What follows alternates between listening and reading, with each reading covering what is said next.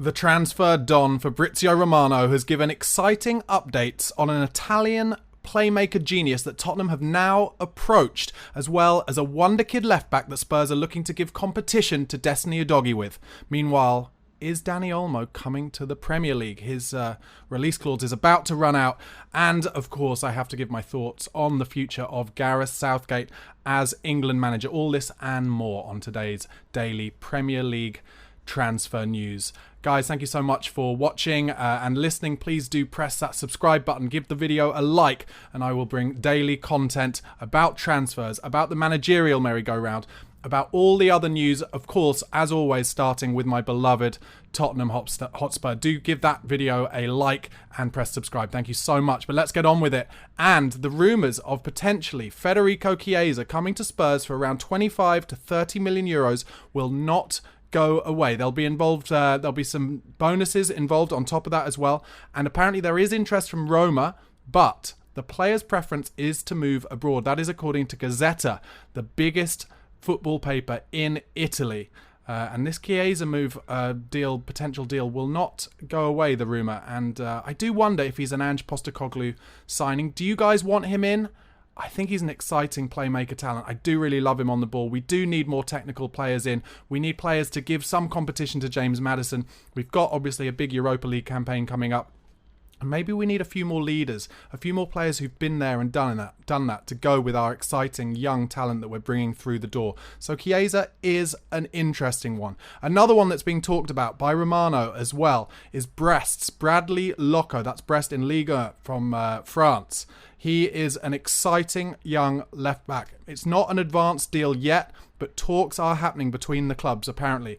I've taken a bit of a look at Bradley Locco. Very exciting. Reads the game incredibly well. Takes players on. Very skillful on the ball. Not afraid to beat someone with a nutmeg or a little turn in tight circumstances. To be honest, he reminds me a lot of Destiny Udogie. Incredibly powerful, drives forward with the ball, and so confident on it as well. As I said, very skillful, a little bit tricky, and has the pace and power to get forward. One thing Ange Postecoglou will really like about this player is that he loves getting to the byline. He drives for the byline on the left-hand side, wins fouls if he's not getting there, and then gets his crosses in. And in terms of his defensive ability, really, like I said at the top, reads the game well, but also stays on his feet, which is something that we always talked about in terms of Ledley King, one of Tottenham's best ever defenders. And what was so brilliant about Ledley is so rarely would you ever see him dive into a tackle. He would always stay on his feet, and that's one of the reasons why Thierry Henry, one of the greatest strikers in Premier League history, always said that his hardest opponent was Ledley King. So whenever I'm looking at defenders, even in the modern day, when you're really looking at your defenders in terms of attacking outlets more, and especially when it comes to Ange Postecoglou, you're looking at your fullbacks and your defenders, well, certainly your fullbacks, in terms of can they invert and play in central midfield. But I still look at the defenders. Can they stay on their feet? Will they stay on their feet? Can they read the game well? Can they predict what's going to happen? Can they nick the ball off the opposition? And I really like the look at Bradley Locco in terms of that. So it'll be interesting to see whether Spurs go forward with that. We are, of course, still looking for another fullback, ideally who can play both sides. But because we got Archie Gray in, who can play right back if required, then they'll be looking for someone who can fill in for Destiny Udogie on the left back. Someone who is really progressive. No shade on Ben Davies. I really like him, but I see him more as like the fourth choice centre back at the moment until we find someone else. But we're looking for someone, I think, who can be a real competition to Destiny Udogie on that left-hand side, because as we saw last season, Destiny Udogie has an injury in him. He was injured at the end of the season, missed the Euros, but also we can't have him playing every single game, especially considering we have the Europa League to think about. Meanwhile, more talk about Desiree Doué. Towards the end of last week, obviously I didn't do a video yesterday, and this was on Friday afternoon after my video. Rumours were that he really wants to join Bayern Munich, and that Rennes have rejected Bayern's first proposal for him of 35 million euros. Apparently Bayern are still waiting for Xavi Simons' decision on his next club. Meanwhile, other reports say that Desiree Doué is also wanted by Paris Saint-Germain, PSG, But Tottenham are, importantly, still in for him. And I think the plan is that Johan Lang wants to get him on the phone with Big Ange Postecoglou and hope that he can do what he did with Radu Dragusin, which is persuade him that the correct club for him to come to at the moment in his career where he will get first team minutes straight away is Tottenham Hotspur. But all the stories coming out that Bayern are a step ahead, and that is where Doué wants to go. First and foremost, Vincent Kompany doing some good dealings there at Bayern since coming in as their manager. But Tottenham are still in the hunt. Is he your number one transfer target of this summer, Desiree Doué? Or is there someone else that you would prefer Spurs to put their money in for?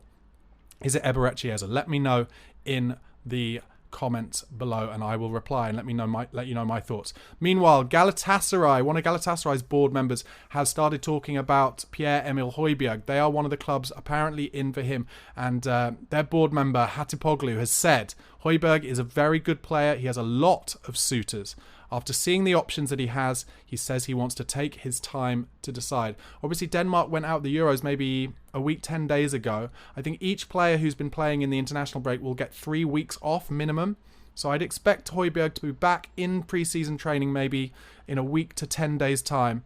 But if there are a lot of clubs, and a lot of clubs have been linked with him, obviously Atletico Madrid, Galatasaray now, Borussia Dortmund as well, then Højbjerg should have some options, and that should allow Tottenham to drive up the selling price as well. Another player that I'd be looking for us to get around £20 million for, Pierre-Emile Højbjerg. I think he's only got 1 year left on his deal, so maybe somewhere between £15 and £20 million, and then add that money into the war chest to bring in new players. That's what we're waiting for. I know there's a lot of disappointment with the fans that Spurs haven't bought more players already. Obviously, it's only Archie Gray and then Timo Werner on loan so far, but I think they're looking to bring the budget in to get rid of a lot of the players that we had on our list who weren't in Big Ange Postecoglou's plans, get some money in for them, get them off the wage bill. I think by my reckoning, we've already got about a few hundred, no, not a few hundred million, but a few $100,000 a week off the wage bill already this summer. Maybe as much as kind of $300,000 a week with the players that we've let go, maybe even a bit more.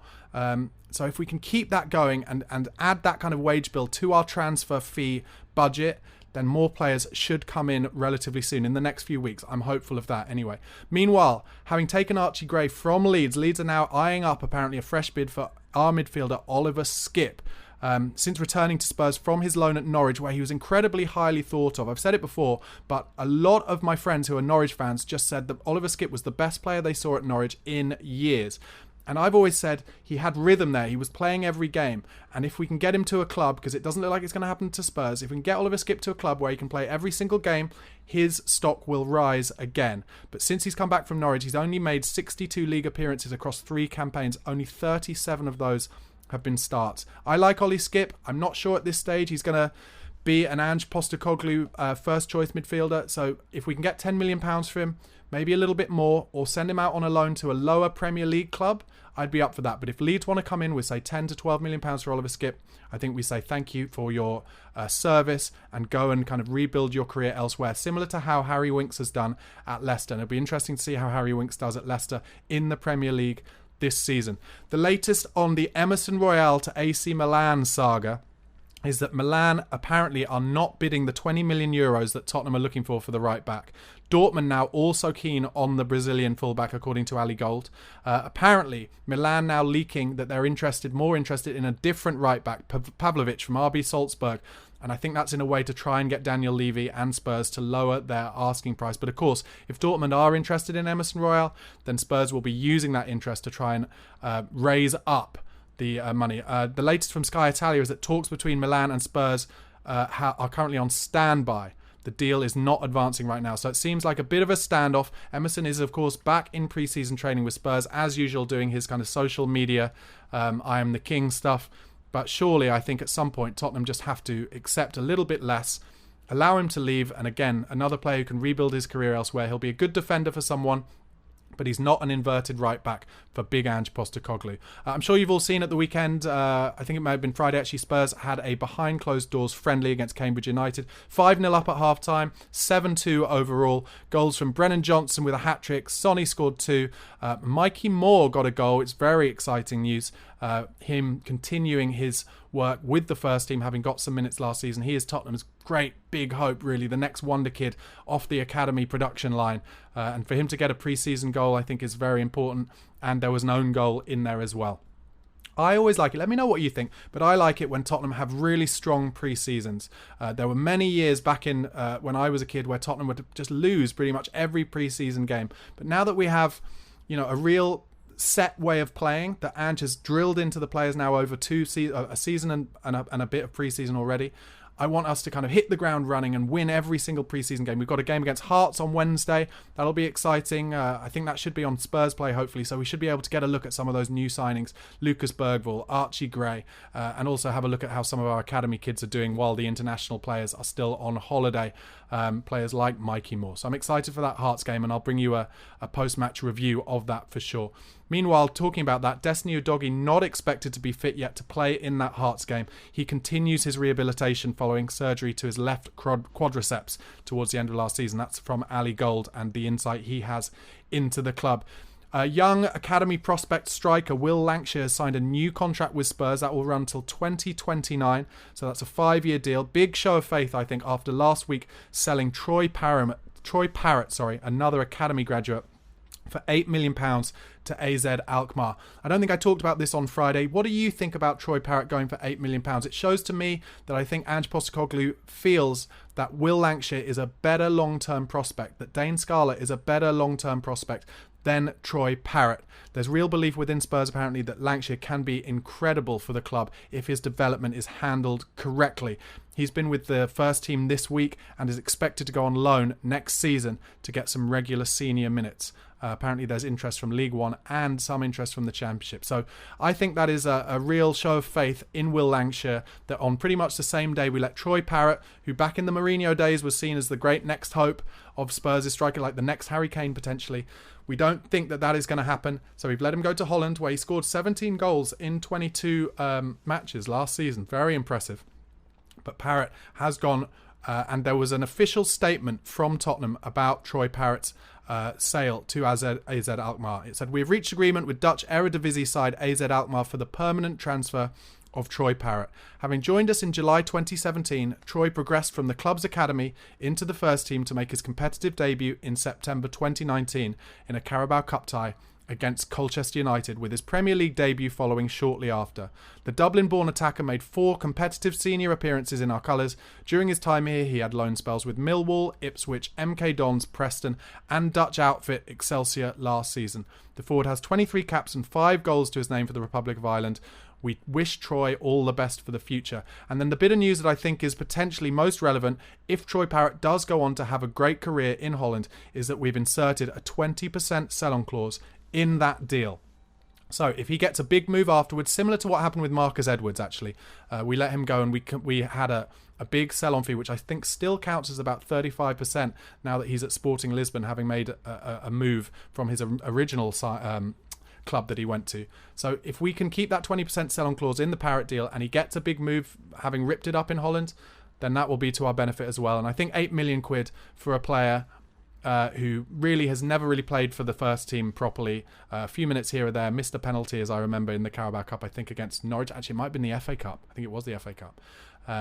Let's let him go off and see if he can have a proper career, because he's not going to get the chances at Tottenham Hotspur. Let me know how you feel about that, though. Meanwhile, Everton and Spurs have reached an agreement over a revised payment structure for Dele Alli. This is a really fascinating one, because Dele Alli's contract at Everton actually ran out. But I think this is how kind of, I guess, clever is the word you'd have to use, Daniel Levy and the Tottenham kind of accountants are, that under the terms of Dele's move back in January 2022, Spurs were due a significant fee if the 28-year-old agreed a new contract at Goodison Park. However, his contract ran out. He's a free agent. It actually expired at the end of last month. However, having seen, I think, the amount of work that Dele Alli has put in personally during the summer and maybe at the back end of last season to get fit again, Everton are now taking him on their pre-season tour and are looking to offer him a new contract. And that is why discussions had to take place between Spurs and Everton over an ongoing revised payment structure that will allow Sean Dyche's side to re-sign him if they wish. As part of the deal, Spurs are going to retain a sell-on clause if Dele were to leave Everton in the future. So I think a bit of clever kind of jiggery-pokery from Spurs, keeping in a sell-on fee, but also maybe letting go of any kind of fees that we were due to get if Dele played a certain number of games. I think it was something like 10 million if Dele was going to play kind of maybe 5 or 10 more games for Everton.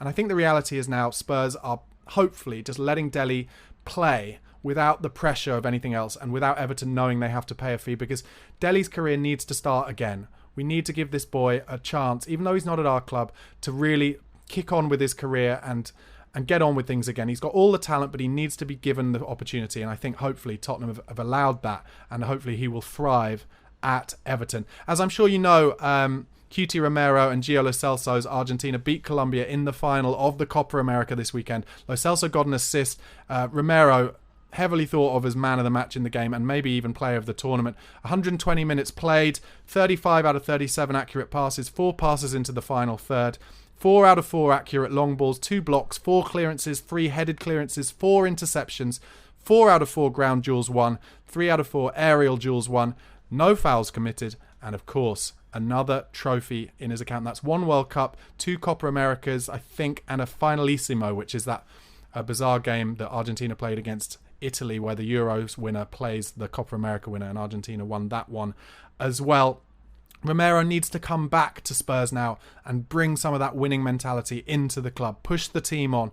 I know he's vice-captain to Sonny, but be the leader on the pitch. Be the vocal player and really push Spurs on. I know there's been a lot of links with him and Real Madrid, and that makes sense. Maybe in a year or two he'll get his move to Real Madrid, but make sure he wins a trophy at Spurs for Spurs before that happens. I'm pleased for him. I'm pleased for Gio Lo Celso.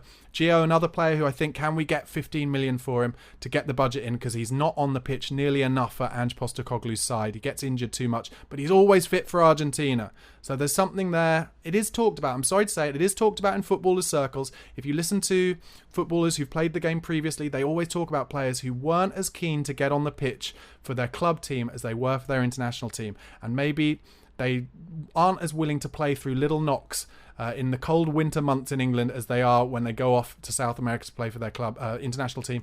And I think Lo Celso may be one of those. He's a very gifted player, but he just hasn't got on the pitch enough. So let's get a move for him. Let's get £15 million in and add it to the budget to bring in players who will play and will be motivated for Tottenham Hotspur under Ange Postecoglou. On to some more general Premier League transfer news now, and other news actually. Erik ten Hag over at Man United. Erik ten Hag and Jadon Sancho have had clear the air talks, and it looks like the outcome was positive. So a decision on his future has now not definitely been decided. It is possible he stays at Man United. Interesting, because all through the summer, United have been looking kind of for 45 million pounds, and Dortmund wanted to take Sancho, but not at that fee. But it looks like now, is there another chance for Sancho at Man United? Ten Hag and Sancho have kind of bitten the bullet and swept their disagreement under the carpet. But United had their first preseason game the other night and lost 1-0. And as ever, Ten Hag coming straight out and saying that they weren't good enough. Meanwhile, staying at Old Trafford, Villarreal are closing in on deal for United's Willy Cambuala for about 10 million euros. Also, Ivan Toney has expressed a desire to join Man United. Apparently his agent have informed Brentford of that. So another club joining the Ivan Toney race. Spurs, of course, have him on their list, but that will depend a lot on Richarlison. Over to Man City. They are planning to trigger the release clause for Dani Olmo. £50 million. He's been one of the players of the tournament. I'd love him to come to Spurs, but looks like City is more likely. Meanwhile, City have received a bid of £25 million from the Saudi Pro League for Ederson, their keeper. Al Nassr's initial proposal, £25 million, €30 million in total with bonuses. But City want 50 million euros to let Ederson leave. Apparently, Ederson has already agreed on personal terms with Saudi. He wants his big money move now. And I have to say, I've said it before, I'll say it again. If Man City lose Ederson, I do not think they will be as strong. I fear that if that happens, Man City will not win the title next season. And I don't know how Liverpool are going to do under Arne Slot. Obviously, Arsenal are growing still with Mikel Arteta. Can Spurs put together a longer run like the first 10 games of last season to put in a challenge? I'd love to say yes. I think we'll have more technical players who'll be able to play Ange's football, but a lot will depend on injuries and the way we start the season.